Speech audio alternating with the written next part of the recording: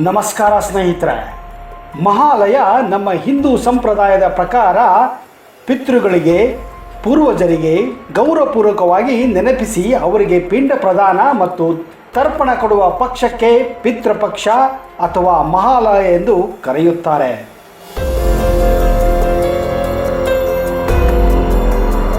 ಪಿತೃಪಕ್ಷದಲ್ಲಿ ಪಿಂಡದಾನ ಮಾಡುವಾಗ ಎಲ್ಲ ಸ್ಥಳದಲ್ಲೂ ಪಿಂಡದಾನ ಮಾಡುವ ಹಾಗಿಲ್ಲ. ಕೆಲವೊಂದು ಪವಿತ್ರ ಸ್ಥಳಗಳಲ್ಲಿ ಮಾತ್ರ ಪಿಂಡವನ್ನು ಶ್ರಾದ್ದ ಕಾರ್ಯವನ್ನು ಮಾಡಲಾಗುತ್ತದೆ. ಬನ್ನಿ ಸ್ನೇಹಿತರೆ, ಇವತ್ತಿನ ಈ ವಿಡಿಯೋದಲ್ಲಿ ನಿಮಗೆ ಪಿಂಡದಾನ ಮಾಡುವಂತಹ ಪ್ರಮುಖ ಸ್ಥಳಗಳ ಬಗ್ಗೆ ಸಂಪೂರ್ಣವಾದಂತಹ ಮಾಹಿತಿ ಕೊಡ್ತಾ ಇದ್ದೀನಿ. ಒಂದು ವೇಳೆ ನೀವು ಈ ಚಾನಲನ್ನು ಇನ್ನೂ ಸಬ್ಸ್ಕ್ರೈಬ್ ಮಾಡದೇ ಇದ್ದರೆ ದಯವಿಟ್ಟು ಈಗಲೇ ಸಬ್ಸ್ಕ್ರೈಬ್ ಮಾಡಿ, ಜೊತೆಗೆ ಬೆಲ್ ಐಕನ್ ಕೂಡ ಪ್ರೆಸ್ ಮಾಡಿ.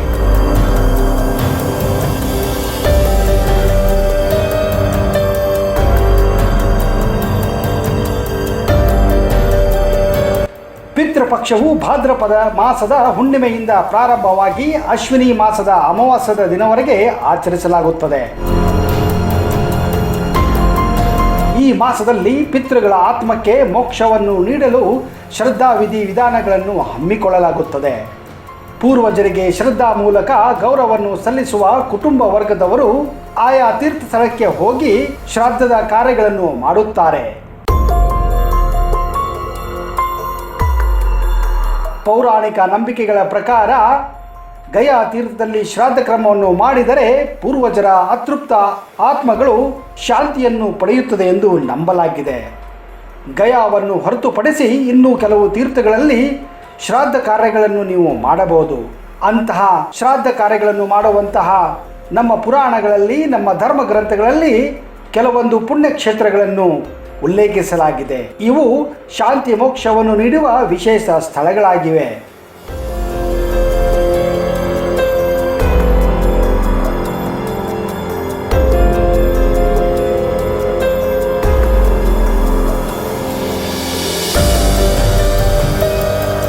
ಲಕ್ಷ್ಮಣ ಬಾಣ.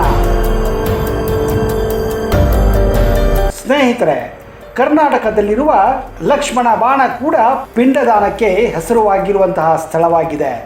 ಈ ಸ್ಥಳದಲ್ಲಿ ಭಗವಾನ್ ಶ್ರೀರಾಮನು ತನ್ನ ತಂದೆ ದಶರಥನ ಶ್ರಾದ್ದ ಕ್ರಮವನ್ನು ಮಾಡಿದ್ದನೆಂದು ಪುರಾಣಗಳಲ್ಲಿ ಉಲ್ಲೇಖಿಸಲಾಗಿದೆ. ಪಿಂಡದಾನ ಮಾಡುವುದರಿಂದ ಮರಣ ಹೊಂದಿದ ವ್ಯಕ್ತಿಗಳ ಆತ್ಮವು ಜನನ ಮತ್ತು ಮರಣ ಬಂಧನದಿಂದ ಮುಕ್ತಿಯನ್ನು ಪಡೆಯುತ್ತದೆ ಎನ್ನುವ ನಂಬಿಕೆ ನಮ್ಮ ಪುರಾಣಗಳಲ್ಲಿ ಬರೆಯಲಾಗಿದೆ.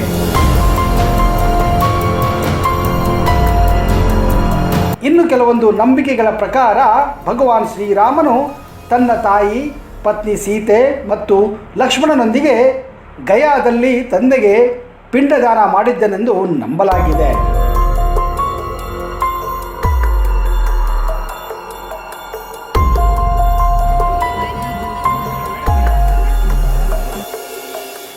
ಶಿವನಿಗೆ ಬ್ರಹ್ಮಹತ್ಯೆಯಿಂದ ಮುಕ್ತಿ ದೊರೆತ ಸ್ಥಳವಿದು.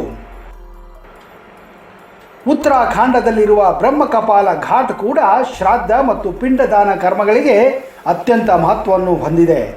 ಈ ಸ್ಥಳದಲ್ಲಿ ಶಿವನು ಬ್ರಹ್ಮಹತ್ಯೆ ದೋಷದಿಂದ ಮುಕ್ತಿಯನ್ನು ಪಡೆದನೆಂಬ ಉಲ್ಲೇಖವಿದೆ.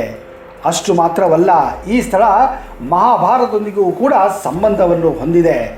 ಮಹಾಭಾರತದ ಯುದ್ಧ ನಂತರ ಪಾಂಡವರು ತಾವು ಮಾಡಿದ ಪಾಪಗಳಿಗೆ ಮುಕ್ತಿಯನ್ನು ಪಡೆಯಲು ಇಲ್ಲಿ ಪೂಜೆಯನ್ನು ನಡೆಸಿದ್ದರು. ಬ್ರಹ್ಮಕಪಾಲ್ ಘಾಟ್ ಬದ್ರಿನಾಥ ಬಳಿ ಇರುವ ಅಲಕನಂದ ತೀರದಲ್ಲಿದೆ.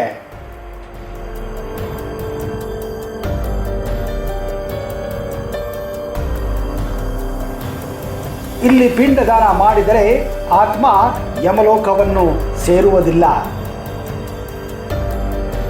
ಕಾಶಿ ಎಂಬುವುದು ದೇವಾದಿದೇವ ಮಹಾದೇವನ ಸ್ಥಳವಾಗಿದೆ. ಇದು ಭಾರತದ ಪ್ರಮುಖ ಧಾರ್ಮಿಕ ಸ್ಥಳದಲ್ಲಿ ಒಂದಾಗಿದೆ.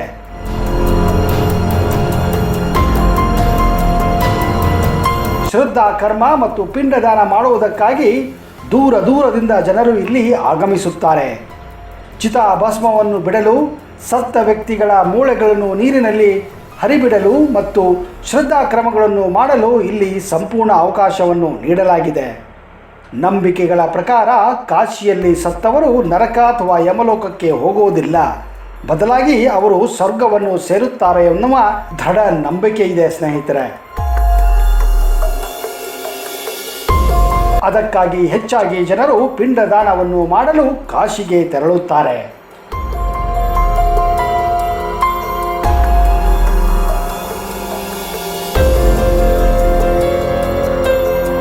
ಭಗವಾನ್ ವಿಷ್ಣು ಈ ಸ್ಥಳದ ಅಧಿಪತಿ.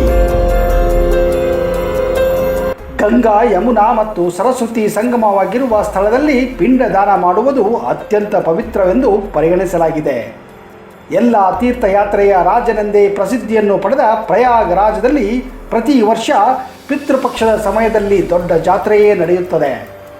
ಜನರು ದೂರದ ಊರಿನಿಂದ ಈ ಸ್ಥಳಕ್ಕೆ ಭೇಟಿ ನೀಡಿ ಪೂರ್ವಜರ ಆತ್ಮಕ್ಕೆ ಶಾಂತಿಯನ್ನು ಕೋರುತ್ತಾರೆ. ಈ ಸ್ಥಳದಲ್ಲಿ ಸೃಷ್ಟಿಕರ್ತ ಬ್ರಹ್ಮನು ಸೃಷ್ಟಿ ನಿರ್ಮಾಣದ ಕಾರ್ಯ ಮುಗಿದ ನಂತರ ಇಲ್ಲಿ ದೊಡ್ಡ ಯಜ್ಞವನ್ನು ಮಾಡಿದ್ದನೆಂಬ ನಂಬಿಕೆ ಇದೆ. ಭಗವಾನ್ ವಿಷ್ಣುವು ಈ ಪವಿತ್ರ ಸ್ಥಳದ ಅಧಿಪತಿಯಾಗಿದ್ದಾನೆ ಸ್ನೇಹಿತರೆ.